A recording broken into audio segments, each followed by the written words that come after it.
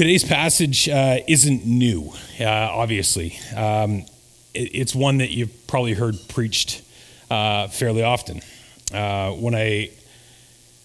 When John asked me about it, I kind of went back to something that I've been learning recently. And when I spoke to my wife about it, the one thing she looked at me and she goes, "That's a hard one because it's a hard one to put a new spin on."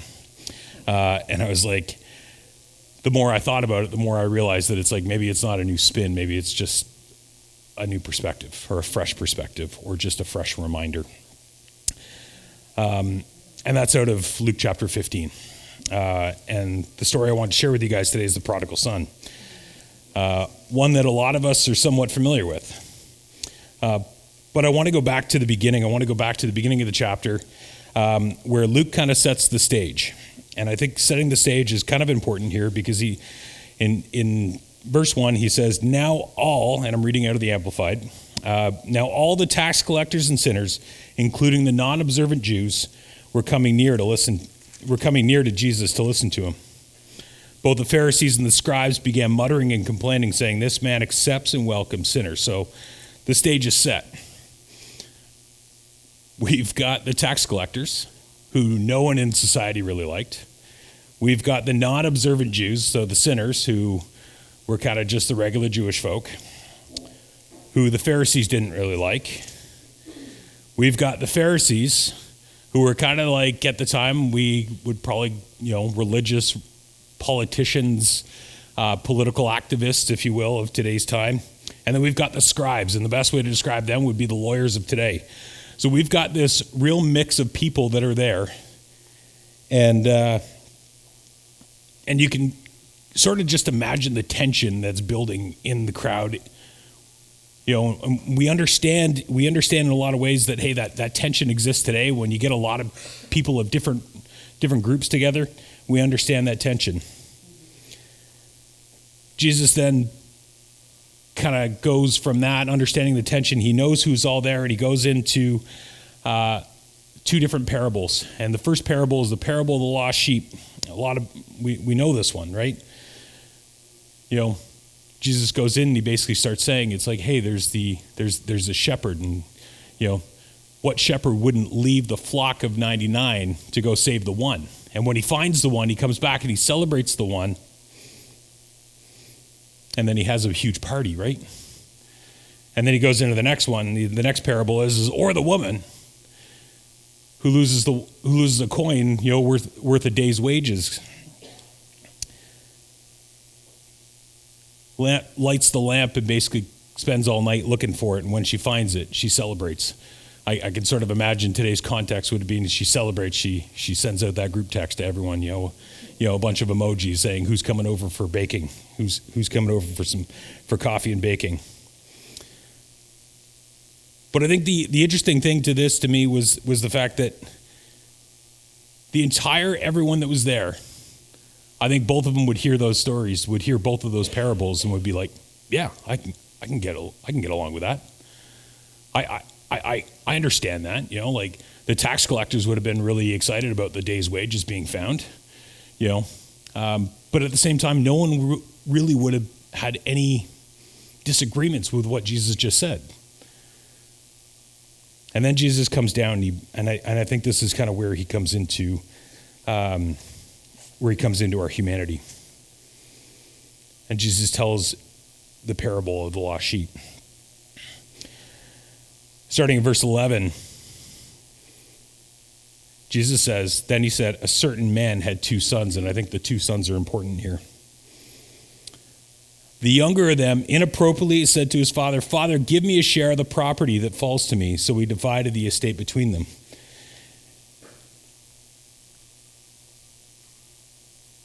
I think it needs to be pointed out that how inappropriate this was.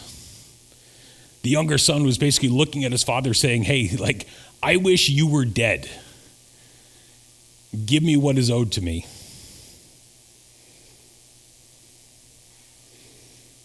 Without hesitation, and there's no hesitation. Jesus doesn't say that there's any hesitation. And this must have been a great seller's market, because the father basically, what does he say? He says he divided the estate between them. No hesitation. Verse 13, a few days later, the son gathered together everything that he had, and he traveled to a distant country, and there he wasted his fortune in reckless and immoral living. I don't know about you, but I resonate hugely with the reckless and immoral living part. I know that verse very well. I remember the 6-lane highway that I lived on, the one where I weaved in and out of traffic at my own speed. I don't remember, while I'm weaving in and out of traffic, I don't remember ever seeing the dead end. I just remembered seeing, hey, this is going to keep going. Whoa. Verse 14, now he had spent everything. A severe famine occurred in that country, and he began to do without and be in need.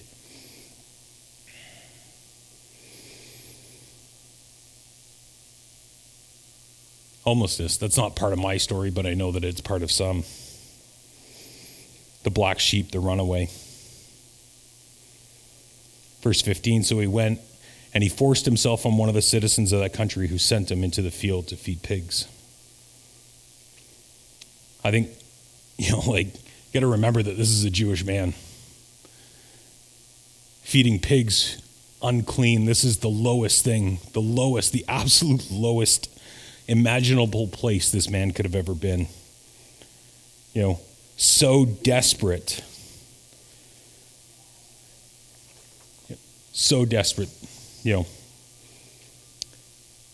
To eat with the pigs. Verse 17, but when he finally came to his senses, he said, how many of my father's men have enough food while I'm here dying of hunger? I think hitting that bottom kind of provided that pathway to humility. When my 6-lane highway came to the end, it stopped. It was 6 lanes and then a cliff straight down. And I can imagine this guy kind of sitting there saying the same thing. Verses 18 and 19, and basically continues, and he says, I'll get up and I'll go to my father and I'll say to him, Father, I've sinned against heaven and in your sight. I'm no longer worthy to be called your sons. Treat me like one of your hired men. I know that in my addiction, I rationalized everything. I was really good at it. I know the stories that I told myself. I know the stories of how I rationalized my behavior. And I also remember that night where I had no choice. That night where everything was going to come out. And rehearsing what it was I was going to have to say, and rehearsing it, and not just rehearsing it, but also thinking about exactly what happens if I say this and she reacts like this, or if I say this and this is going to happen. It was such a well thought out, speech.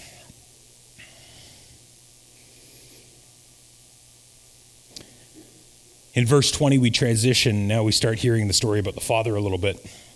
In verse 20, so we got up, and I think that this is great because anyone that's done the steps will know that this is kind of, eerily similar of step 3. He made a decision. He got up. The first part, he's still sitting there. He's still homeless. He still has nothing to eat.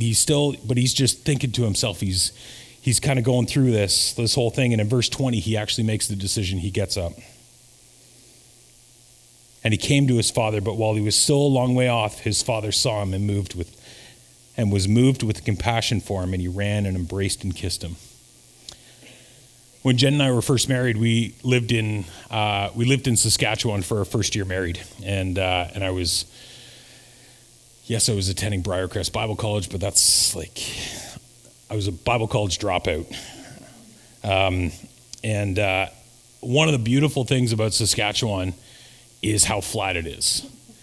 And I don't think you understand, if you've never been there, you don't understand how flat it is. I can remember on weekends, we lived in Caronport, Saskatchewan, which is about 45 minutes outside of Regina, I think it was. And we'd drive from Caronport to Regina, and when you're about half an hour outside of the city of Regina, you can see Regina. Like it's so flat you can see the city out there. I think there's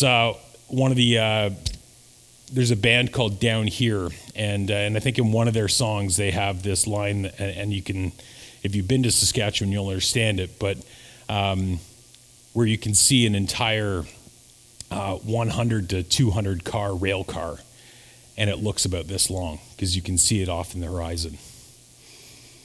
The sun sets, you actually see the sun, dip down below the horizon. It's got its own beauty. When I read this verse, this is the imagery that I get in my mind. But while he was a long way off, his father saw him and was moved with compassion. I just imagine the father sitting on this front step of this house that, I know he didn't have a front step of his house in with a rocking chair, but that's the way that I see it in my head. He was sitting there in this rocking chair just waiting for his son to just crest over the horizon. Anxiously waiting, anticipating that arrival. And when he saw him, he was moved with compassion.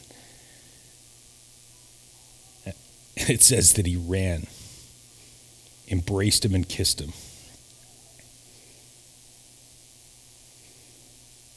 Running was completely uncustomary for someone of that stature. Women and children ran. Masters didn't. Fathers didn't. Status said that it was inappropriate. But he ran anyway. The kiss and the embrace was a sign of an extreme favor. The son gets going, and in verse 21 he says, and the son said to him, "Father, I've sinned against heaven and in your sight. I'm no longer worthy to be called your son." And I can just imagine, the father just kind of looking at him saying, just shut your mouth, just stop talking. Because then the father comes up in verse 22 and he says, "But the father said to his servants, quickly bring out the best robe for him and put it on him." The best robe. Best robe was likely the father's. The robe was a sign of dignity. It was a covering for the son's shame, for his filth, for his ragged appearance. And put a ring on his hand. A ring for authority and sonship. A signet ring identifying him as a member of this family. Restoring his inheritance within the family. And give him sandals for his feet. Symbolizing freedom and status. Equipping him for his new life within the family. This isn't quiet forgiveness. In verse 23, he continues and he says, "Bring the fattened calf and slaughter it, and let us invite everyone and celebrate and feast." I was curious what a fattened calf would weigh, just because I wanted to get context as to how many people would have been invited. In my mind, every time I've read this, I've thought of like a little calf, of like a newborn calf, not realizing that this would have been a year-old calf. And so when I first did this and I Googled, fattened calf, it came up with, 1,200 to 1,500 pounds. And my father being in the meat industry for as long as he was, knowing that you've got the carcass weight of, like everything else. And then, that would have been 700 to 750 pounds. And that's enough meat to be able to feed 400 to 800 people. And then this morning, as I was reviewing, I had this epiphany thinking that I was like, oh, that's today's cows, not biblical cows. Biblical cows would not have been 12 to 1,500 pounds. They would have been 400 to 500 pounds with a carcass weight of 200 to 250 pounds of meat. But at that time, that still would have been 200 to 500 people. And likely closer to the 500 because they didn't eat as much meat as we do. That's a party. The size of the party, it isn't quiet forgiveness. It's a public declaration. Yeah. In verse 25, we continue now. The older son was in the field, and when he returned, he approached the house and he heard the music, and I can just imagine the older son, he's off in the field he's in the back 40. He's a long way out. He doesn't see it. He doesn't know what's going on. What's going on? A party that I didn't know about? How did I not know about this party? Why am I not involved? What the heck is going on? Everything starts questioning. Verse 26 and 27, he continues. So he summoned one of the servants and began asking, "What's this celebration?" And he said to him, "Your brother has come home. Your father has killed the fattened calf because he has received him back safe and sound." The servant recognizes that the younger brother was welcomed home, safe and sound. The servant recognized that he had the robe, he had the ring, he had the sandals. He's been restored back into the family. In verse 28, but the elder brother became angry and deeply resentful and was not willing to go in. And his father came out and began pleading with him.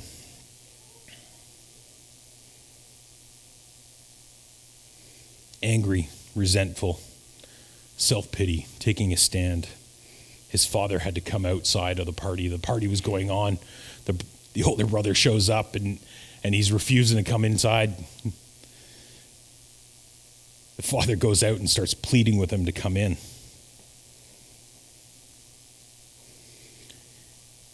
Verse 29, the older brother look, for these many years I have served you, and I have never neglected or disobeyed your commands, yet you have never given me so much as a young goat. The son did everything right. The older brother did everything right. He followed every one of the rules. I didn't cause you harm. I helped you rebuild the estate when he left. I was your shoulder to cry on when you were depressed and sad. And you never gave me anything. But when his older brother, when in verse 30, but when this other son of yours arrived, who has devoured your estate with immoral women, you slaughtered him a fattened calf. Not my brother, not my younger brother, this other brother, this son of yours. The older brother disowned him in his heart.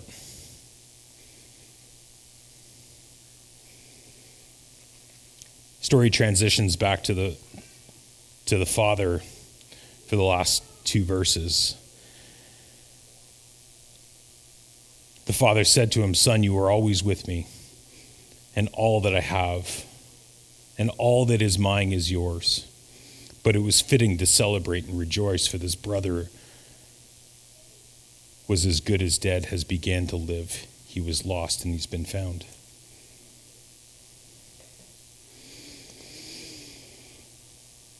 Jesus ends the story there. It was kind of reminiscent of this movie that I watched last night with the worst ending in the world. We don't really know what happened to the older brother. I think we could sort of assume, but we don't know. So what was Jesus really showing us? The story isn't just about forgiveness. It's not just about grace. It's not just about the perfect Father that exists waiting for us. I think it's about the posture of our hearts. Jesus is clearly showing us that we can be lost in two different ways. Like the younger son, through reckless and immoral living. You know, when we finally come to our senses, when the grenade goes off, as it did in my life, when homelessness in jail, when the tornado of life won't leave us alone, our reckless and immoral lives. We know those lives well. It's easy to see it. I could easily see it. I could see it in my life. Like the older son, though, He was lost as well through moral pride, a moral high ground or superiority, where our hearts are hardened with judgment, bitterness, envy, greed, following all the rules and doing everything right. Timothy Keller wrote in his book, Prodigal God, fantastic book, nearly everyone defines sin and as breaking a list of rules. Jesus, though, shows us that a man who has violated virtually nothing on the list of moral misbehaviors can be every bit as spiritually lost as the most reckless, immoral person. Why? Because sin is not just breaking the rules. It's putting yourself in the place of God as Savior, Lord, and Judge, just as each son sought to displace the authority of the Father in his own life. When I think of my own story, I can easily see myself as the younger son. In the mess, there was only one way out, only one way home. I wasn't capable of navigating that miracle that's still unfolding. My mom passed away 25 years ago this month, and one life lesson that she would remind me often that I think has now become more providential than coincidental was pride comes before the fall. You know, when I first got up here, I said this was a lesson that God was still teaching me. I think the part that God is showing me are the areas in my life where I'm a lot more like the older brother, seeking to control God through my good behavior, my service, my quiet time, my rhythms, expectant that will bring me favor. But am I missing the heart of Jesus? The one who runs to me when I crawl, the one who restores me as an heir, who adopts me when I've rejected him. Maybe today you resonate more like the younger son, ashamed, far from God, hiding parts of your life like I did for 30 plus years, living reckless and immoral. Jesus' invitation is simple. Take one step home. Your Father will start running. Or maybe you see some of the older brother in yourself, overlooked, resentful, believing you deserve more because you've done everything right, seeking to control God through good behavior and service. God's invitation to you remains the same too. Take one step towards home. Your Father will run towards you. Pride comes before the fall. Oh, how I wish I could have put my pride down before the fall, before the hurt. I wish I would have said yes and entered the party he was inviting me to. It's so much to admit your failings from a moral high ground. And I think this is why Jesus doesn't just finish the story. It's a duality of challenge. A challenge for us to submit to his invitation, to admit our hearts are judgmental, self-righteous, and in need of softening. And it's a challenge to us, saying he was lost and now he's been found. Let's celebrate. I want to close with another quote from Timothy Keller. There are two ways to be your own Savior and Lord. One is by breaking all moral laws and setting your own course. And one is by keeping all the moral laws and by being very, very good. Both wrong, both loved. So whether you're the reckless son or the resentful son, the Father remains the same. Compassionate, watching, running, restoring, and inviting you to the feast he has prepared.